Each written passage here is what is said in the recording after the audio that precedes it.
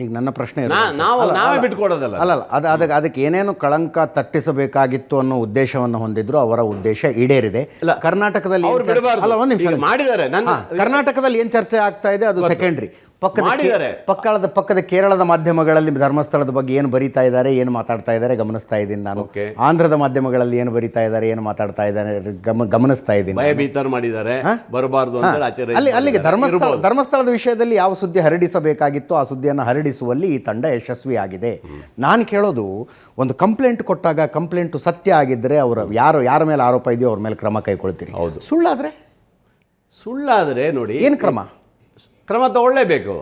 ನಾನು ಇವತ್ತು ಹೇಳಿದ್ದೆ, ಪತ್ರಿಕೆ ಹೇಳಿದ್ದೇನೆ, ಯಾವ ವ್ಯಕ್ತಿ ಇವತ್ತು SIT ಮೂಲಕ ಹೋಗಿ ಇಷ್ಟು ಕಡೆ ಅಗದು ಅಲ್ಲೇನೂ ಸಿಗಲಿಲ್ಲ ಅಂದಾಗ ಇದಕ್ಕೆ ಯಾರು ಪಿತೋರಿದ್ದಾರೆ, ಇದ್ರ ಹಿಂದೆ ಯಾರಿದ್ದಾರೆ, ಇವನು ಯಾರು, ಅನಾಮಿಕ ಯಾರು, ಇದೆಲ್ಲವನ್ನ ತೆಗೆದುಕೊಳ್ಬೇಕು. ಅವನಿಗೆ ಸುಮ್ಮನೆ ಬಿಡೋಕ್ಕಾಗಲ್ಲ, ಅವನಿಗೂ ಶಿಕ್ಷೆ ಆಗಬೇಕು.